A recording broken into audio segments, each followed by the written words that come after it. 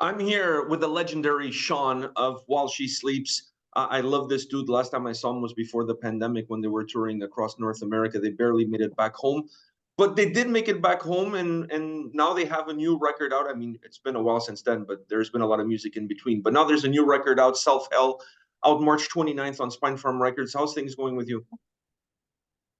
Yeah, good mate. Thank you. Legendary Sean Long. I like that. Yeah, it I get rhymes. that. It kind of has a nice vibe to it. Got a very nice ring to it. Let's make that a thing. That- Yeah, man. maybe put that on a t-shirt. Yeah. Yeah. Just preparing for the launch and doing everything we can. Lots of interviews, lots of press, lots of prep. We're obviously also prepping for the release shows and some tours coming up. So yeah, all go. You guys are busy. So let's talk about this album, Self Hell. Have you? I'm sure you probably thought about this, but what would you describe to be your very own self help? What's self help to you? Oh God, don't open that can. Let me tell you. Um, Self-help to me, I mean, it comes in all forms, and it's an inevitable process of the entire universe. It's a burden we all must bear at some point. It's something we cannot avoid. I think you cannot dodge life. It's just the way it is. It's something that we all have to face at some point.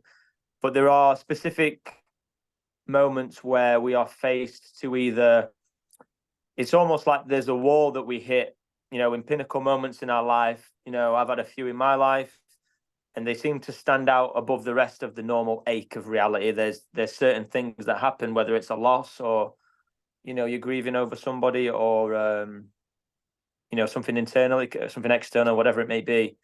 But it's these moments that force. This may sound really dark, but this is the limit that we all reach. It's either you move forward and move through it, or you die. Really, it's essentially, it's like, is it suicide, or do I make it through this thing? Because life can get to that point, and I think we all experience that at times during hard times. So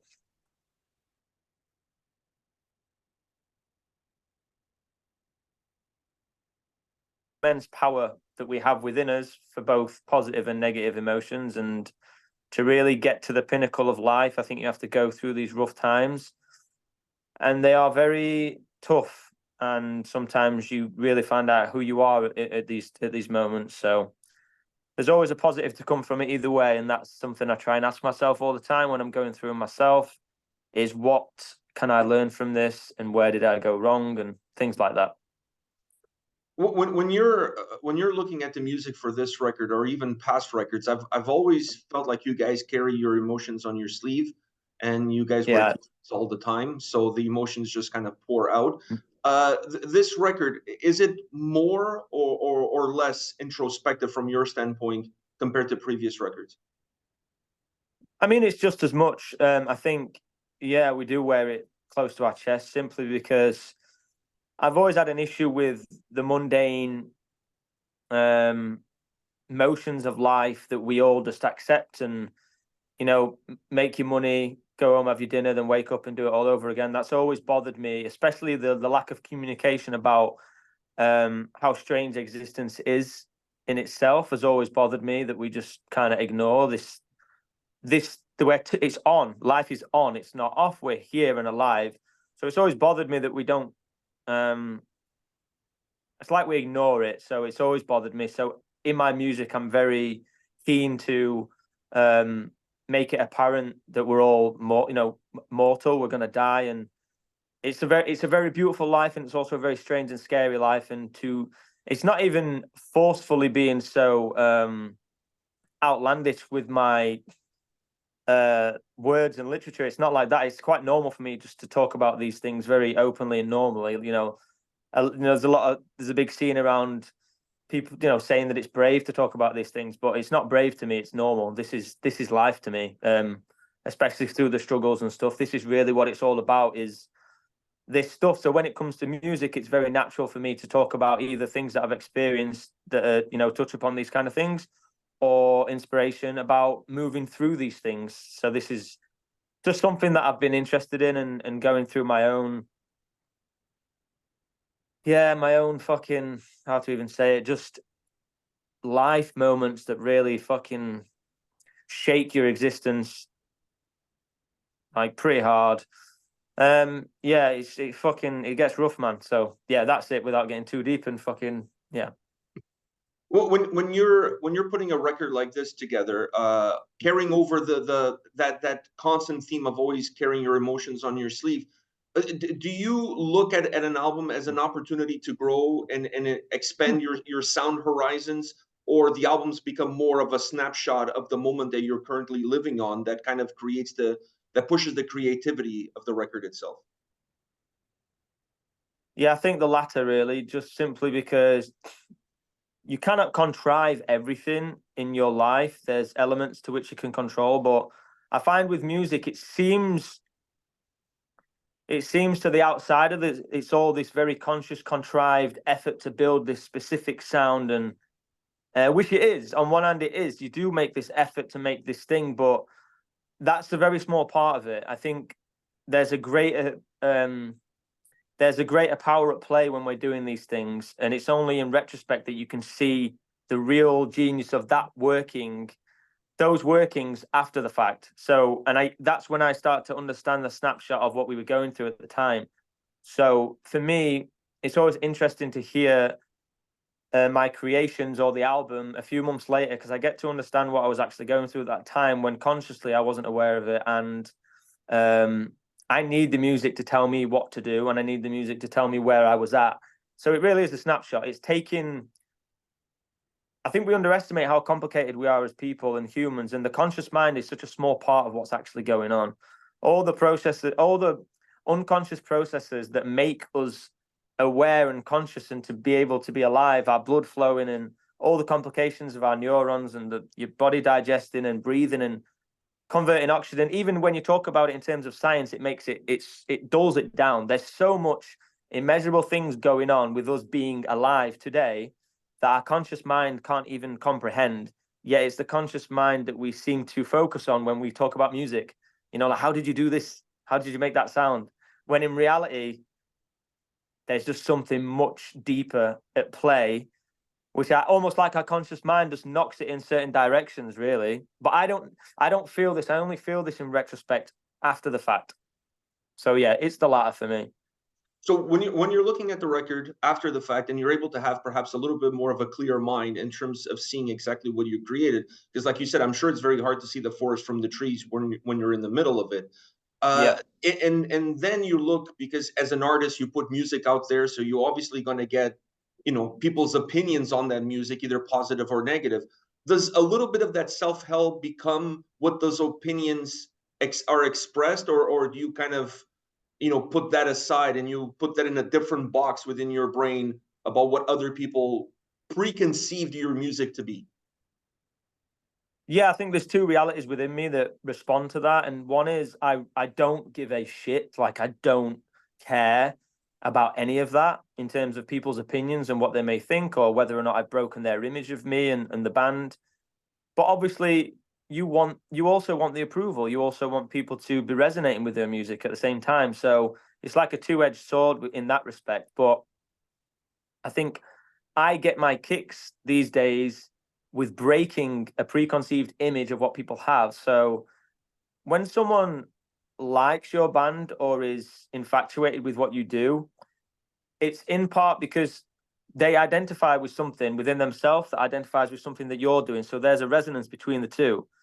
Now, when you have a preconceived image of someone or something or an entity, and that image changes without your control, and you've already identified part of yourself with this image, when the image changes, something in you repulses. Something in you doesn't like the way that feels, and therefore this is what creates a lot of backlash. This is what, whoa, this is not the image that I had of you. But I get my kicks out of breaking that idea, because you cannot have a fixed image of anything. Even our own thoughts are completely subject to change 24/7. Your whole identity is constantly in flux, and people are trying to nail down their own ideas about a band or their own ideas about how they feel about things. Yet the listener in ourselves are changing. Yet we look at, if an artist is changing or trying something new, we're like, oh, you're changing so much, and then completely forget the fact that you're constantly changing. Your ears, the way you perceive life is changing also. But it's the ideas in between that we want to stay put, because when we're certain about something, an idea is fixed and crystallized. This is why we do this to ourselves, because it's certain, it's crystallized. I can hide within it and I can find refuge there. So when that gets broken, it's scary for people. Even something as simple as a band changing their sound, or it's a little bit different. People get scared by that because you're breaking something in them also, because they have something invested in the way you was being perceived.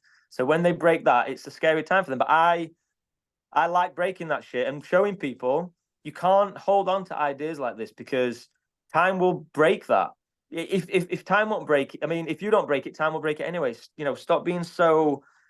We're in flux. We're in motion, 24/7 till we die.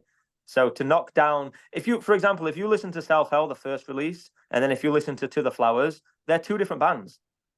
But No, the whole record. I mean, I've gone through the record multiple times. If you listen to yeah, this record from start to finish, there's different faces of the band throughout the album. There's not like yeah, one fine. I mean, you can find an underlying sound element, which for me is the more electronic sound that the record has, that kind of yeah. glues the album together. But if I could pick 3 songs on this record, 4 songs, 5 songs, showcase them to somebody, not telling them who the band is, and you're going to say it's 4, 5, 6 different bands. Well, that's it. And I think this is what I'm interested in now. This whole notion that you are a certain thing based on a collective vision of what people portray you as is just ridiculous, because, like I said, we can be whoever from one song to the next. And just like Alan Watts says, you are under no obligation to be the same person you was 5 minutes ago. And this is the truth. You can be whoever you want to be within 5 minutes, change everything. They're only ideas floating around, and the only reason they keep coming back to reserve themselves as part of your identity is because they're in motion and they've been going on for quite some time. So this is the whole idea of the self. There's this motion going on of who I take myself to be. So, and it applies to music and it applies to bands as well. So when I see people trying new things, they just get a big thumbs up from me, because it shows the people that are so fixated on what they expect and think someone to be. It just shows them that it's not the case. And if it takes a band to do that, for them to realize that fact, then that's fine. But they're going to realize that fact one way or another when people around them start to fade away, when they lose people in their life. And that, without getting too deep, that's where it takes me. This is some of the most insightful shit I've heard in a very long time about the record, and you saying that makes me feel good, because that way when I put my review out, knowing that you don't give a shit, makes me feel Yeah, better about me in terms of the way I felt about the record, because there was certain things about this album that I connected with. There was obviously certain things that I didn't connect with. yeah, But to go back to your point, there's certain records that when they came out, I absolutely hated them. And now 10 years later, 15 years later, they're some of my favorite records, because I don't think I was at the right state of mind at that time cool. to really Of grasp course. what the band was trying to do. Of course, sometimes you're not ready, and sometimes you may never like. People are scared to say that I don't like it, dude. Like, it just blows my mind. Number one, it's just music, and people are in different spaces in their life. Don't make such a big deal about it. It's just music. We're just 5 guys that are just trying to do something with our life, and this is how we came together to express ourselves. And then people make more of a deal out of it than we do. It's like, bro, if people don't like, it's like if you don't like fucking pizza or some shit, it's fine. Don't like the pizza and don't. It's just. I'm just waking up to this insane thing that we've got ourselves into in terms of people talking about music and stuff. I'm just like, everyone's lost their fucking mind, and they're just like commenting and arguing about it. I'm just like, what is going on? People arguing on your sake people are sticking up for me when people don't like it. And I'm like, bro, it's okay that the world doesn't like shit. And when we wrote this record, I even said, like, my goal with this is to lose some fans and gain a few more. That's it. Like, if we're constantly pleasing everybody, it shows me that we are not taking enough steps to have fun and try new things. Because if everyone likes everything, oh, well, fucking hell. If everyone likes what you do all the time, 24/7 nonstop, it says to me that you're just pleasing a certain aspect of your world. So I'm happy for people not to like it. And I'm aware it's some of the things are outlandish. Like Self Hell is mental for us to do. It's crazy, but we did it because we had so much fun doing it, and we didn't think about the repercussions. We thought about us having fun in the studio, and that's that. So, But yeah, I think it's also okay for somebody, like I've been following you guys since the beginning of your career, and I think it's yeah, okay for somebody to maybe not feel as connected with the record, but that doesn't take anything away from the other records that you felt more connected with. And I think you have no, to give the band a little bit of room for you to self-express yourself in terms of where of you course. are in the moment. I just never understood this concept that if you're a fan of the band, you have to either like everything, or if you dislike one thing, that it eliminates everything that the band has done before. I don't agree with that idea whatsoever. No, I think that's just ridiculous. And like, you can't. How can you like everything? And it's like, dude, like I'm already writing the next album. It's like it's done. It's not even out yet, and I'm already over it. You know what I mean? It's like people make too much of a song and dance, and yeah, like sometimes things just don't resonate. You can't resonate with everything, and it's like it's not a forceful thing. It's a natural thing. You either listen to it and you vibe it, and you shouldn't need to convince you. I've had it before with some of my favorite artists where they'll release something, and I'm like, oh no. I'm like, please do a better song next time because I really love the band. So don't, again, don't break my image because I really love who you are. Don't destroy the image I have of you. But then again, like you said, this is a true fan because we've spent so many years making so much music is timeless. That's the point. It's there forever. And if you're a fan of what we do, then you're just a fan of how we do things. And this time maybe it didn't resonate. It's just like, honestly, who gives a fuck? Why is someone wasting so much time thinking about it and talking about it, and no one cares, man. It just everyone's get on with your life and fucking. So let's talk about the sound because it definitely surprised. I mean, it didn't shock me, but it did surprise me the more Yeah. electronic sound that you guys took, the path that you took on this record with that more electronic sound. What did that inspiration come from to push that kind of push the band or the sound on this record a little bit more towards it? I think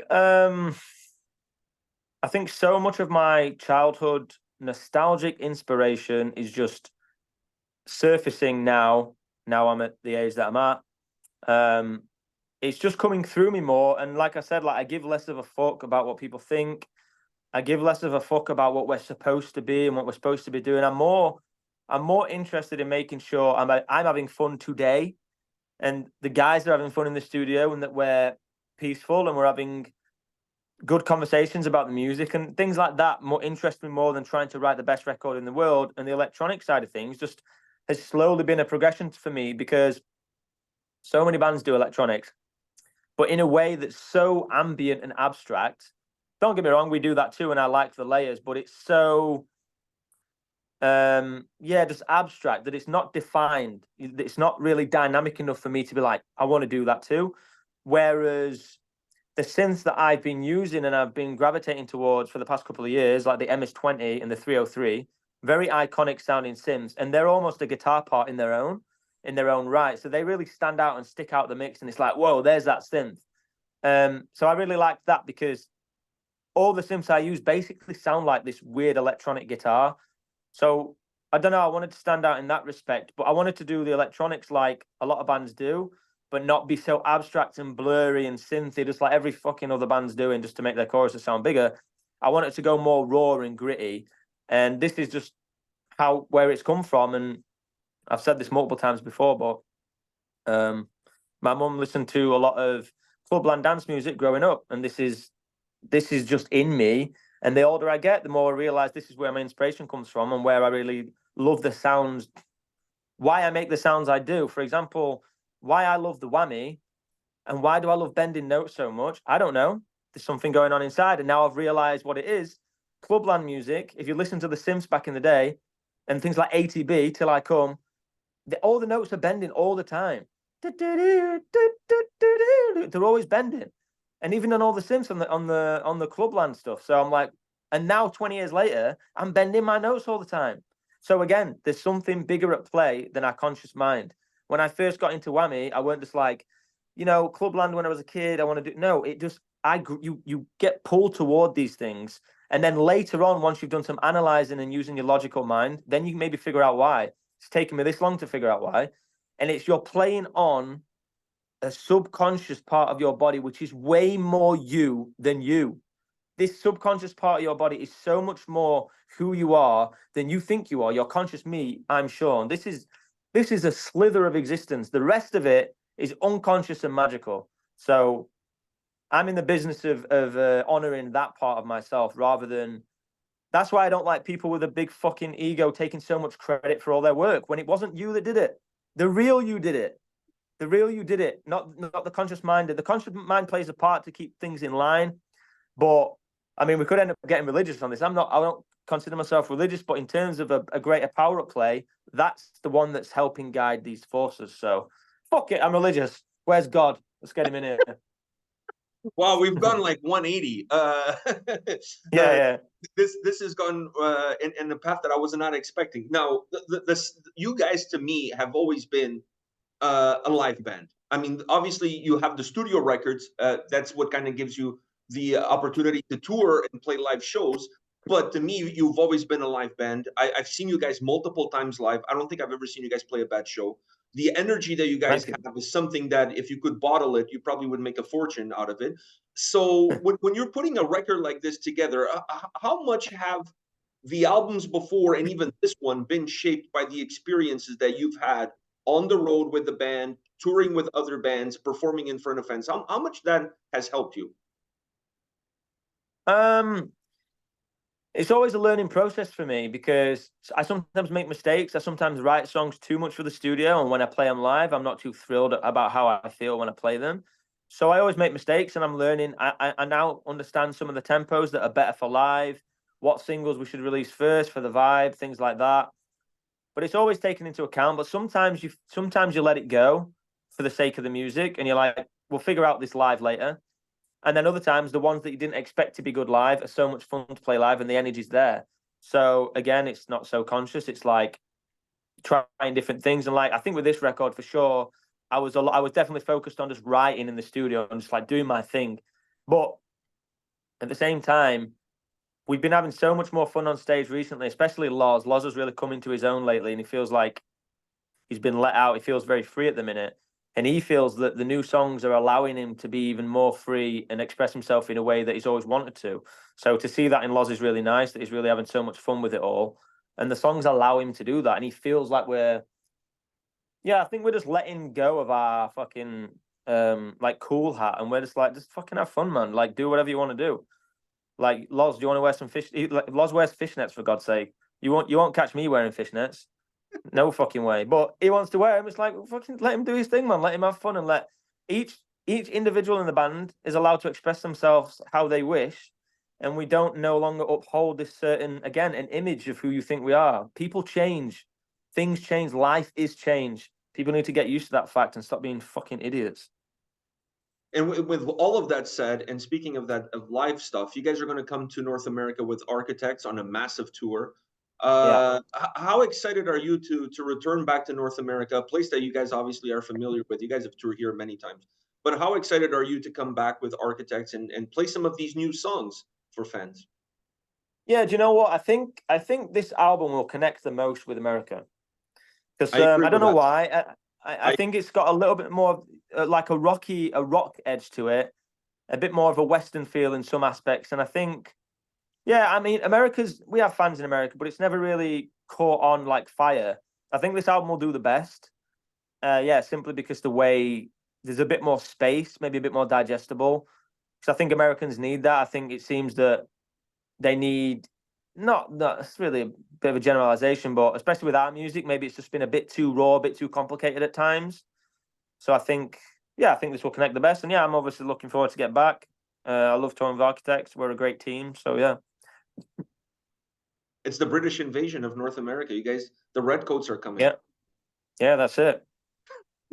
Well, we love you guys in Canada. I'm looking forward to seeing you guys play here. I agree with everything that you said there. I honestly think this album is going to be one of the biggest albums from the band, at least in North America. The sound that this record has really resonates now. I see it a lot now here, and I see the fan base here really gravitating to bands that have taken not the same approach, but have taken a similar road. Let's put it that way, because the road might be the same, but we all walk differently on it. So I see a lot of that.